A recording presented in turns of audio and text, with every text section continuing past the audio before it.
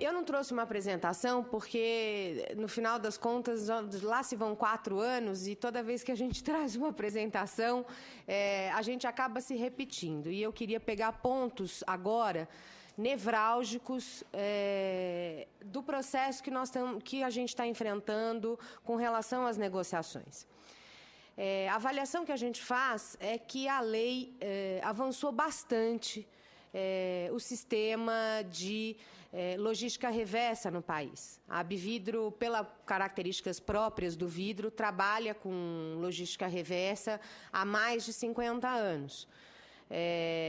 Nós estamos falando aqui de um produto que é 100% reciclável e reciclável pela nossa própria indústria. Então, o vidro volta para a nossa indústria para virar novamente embalagem. E, portanto, a gente considerou a lei uma grande, um grande passo para o mercado, um grande passo de desenvolvimento para o país. E acho que, depois de quase 4 anos, Zilda, o setor produtivo amadureceu, aprendeu,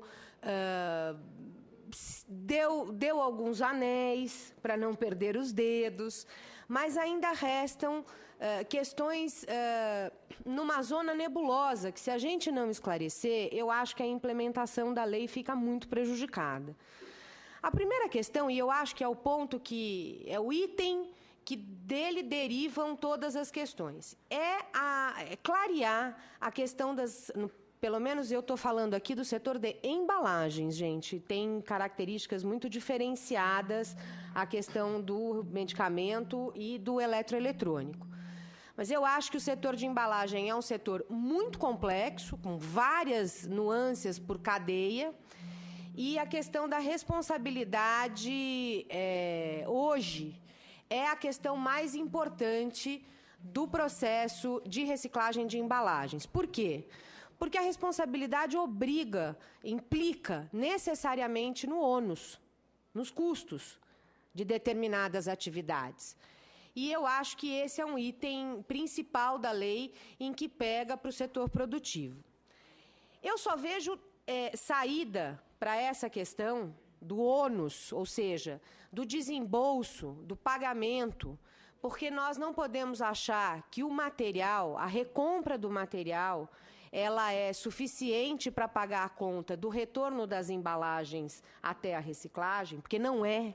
Então, você dizer que o setor vidreiro, recomprando o caco de vidro para suas indústrias, vai pagar a logística reversa, não paga. Nem o alumínio paga, que é o material mais caro.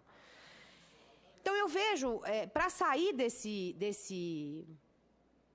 dessa sinuca, eu vejo 3 aspectos que nós deveríamos nos debruçar. O primeiro deles, e sem dúvida o mais importante, seria a questão tributária.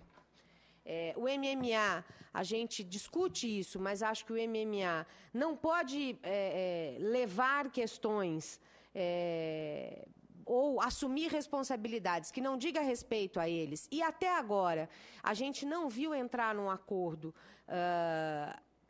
o debate profundo e a responsabilidade do governo, principalmente do Ministério de Indústria e Comércio e Fazenda, sobre a questão tributária.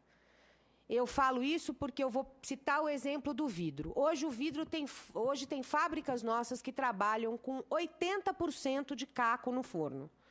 Isso significa que sai da minha fábrica um produto que 80% dele foi fabricado sem extração de matéria-prima, com economia de 10% de energia a cada tonelada de caco que eu boto no forno.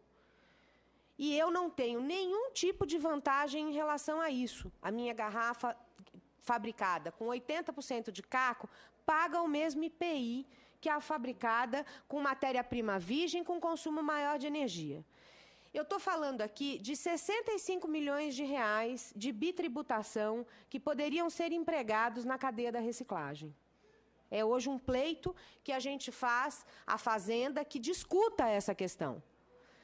Uma outra questão, para também exemplificar o que poderia ser feito do ponto de vista tributário, é a garrafa retornável. Meu mercado hoje, 85% do vidro, da embalagem de vidro em uso, são embalagens retornáveis. eu não tenho nenhum tipo de vantagem, embora a garrafa retornável cumpra, nas melhores condições, o artigo 9º da Lei da Política Nacional de Resíduos Sólidos. E eu não tenho nenhum tipo de vantagem. A minha garrafa retornável vai para o mercado com a mesma competitividade que uma garrafa de plástico que depois vai ser descartada. Então, esse eu acho que é um ponto nevrálgico. Se a gente não discutir a questão tributária, vai ficar muito difícil da gente conseguir avanços significativos do ponto de vista da lei. O segundo ponto nevrálgico é a questão das grandes distâncias. Nós estamos falando aqui de um processo que, para você ter um mercado de reciclagem num lugar, você precisa mercado de consumo. Então, nós estamos falando, vou pegar aqui um exemplo. Se a gente pegar um estado longínquo, com baixa renda per capita, com baixo poder de compra, com pequeno mercado de consumo, não vai se instalar lá um parque reciclador, porque não vai compensar financeiramente e economicamente. E isso não é só um problema do vidro. Isso é um problema de todas as embalagens e é hipocrisia e demagogia dizer que vai haver reciclagem em regiões onde não tem densidade demográfica, onde não tem mercado de consumo para os produtos derivados da reciclagem. Essa é uma questão que nós precisamos enfrentar de frente, sem demagogia e sem hipocrisia. Então, não é só um problema do vidro que está concentrado, é verdade, suas indústrias estão concentradas perto dos mercados de consumo, portanto, eu preciso retornar o caco de vidro para a minha indústria, e não tem viabilidade econômica, por exemplo, eu retornar o vidro de Manaus. Matéria-prima do vidro é areia, a competitividade do caco é com a minha matéria-prima, 75% do meu produto é areia. Então, é extremamente barato. Eu não tenho competitividade, eu não tenho condição de trazer caco de Manaus para cá. Bom, mas o que a gente vai fazer com esse caco? Eu até tenho solução para ele.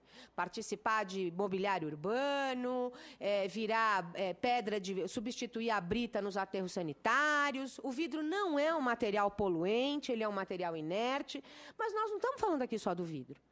Nós estamos falando aqui de materiais que não vão ter também mercado de reciclagem e de consumo e de viabilidade econômica nas grandes distâncias. Como é que nós vamos enfrentar isso? A recompra do vidro, por exemplo, paga 60% da conta da retornabilidade do caco. E os outros 40%? Então, esse é um outro ponto nevrálgico que nós temos que enfrentar com coragem e com disposição. Porque também não adianta a gente ficar aqui fingindo, que eu acho que a gente faz, o governo finge que acredita, e o problema permanece boiando na frente da gente, nos rios, nas enchentes e em todos os lugares. A última questão que eu queria me ater é a questão do grande gerador, que é um outro ponto nevrálgico. Nós nos atemos muito à questão do resíduo sólido domiciliar, mas quando a gente fala em embalagem, nós estamos falando obrigatoriamente no grande gerador. Seria muito mais fácil se a gente iniciasse o processo pelo grande gerador, e aqui eu falo de um específico canal que tanja ao vidro, mas as outras embalagens também, que é o canal frio. Bar, hotel, restaurante e similares. O canal frio hoje, no vidro, é 60% da geração de embalagens. Então, se eu começo a atuar neste veio de geração, eu pego um resíduo concentrado, eu pego um resíduo em boas condições de reciclagem e eu pego um resíduo próximo do mercado de consumo, portanto, próximo da minha fábrica. E eu estou falando aqui de 60% de geração, senhores. Não é possível que a gente não tenha uma hierarquia e que ela comece pelos grandes centros, porque é onde tem a geração do resíduo concentrado. Por que eu digo isso? Porque é muito mais complicado eu trazer o resíduo de Campo Grande do que eu ir para uma cidade como São Paulo, Campinas, Rio de Janeiro, onde eu tenho uma densidade muito maior e eu tenho uma geração muito maior de resíduo. Eu pego soluções de problemas por etapas. Por último, a avaliação que a Abvidro faz é que, para a gente conseguir resolver esses 3 pontos que eu citei aqui, a possibilidade mais viável, a possibilidade mais inteligente e mais barata de fazer esse sistema seria uma forma de gerenciamento único. Por isso que o Vidro hoje defende a entidade gestora, que já foi adotada pelas lâmpadas, pneus, agrotóxicos no país e que tem demonstrado resultados exequíveis, resultados plausíveis. Por quê? Porque uma entidade centralizada que possa gerenciar a divisão de custos entre a cadeia é muito mais viável do que eu ficar com pequenos sistemas que não dialogam entre si.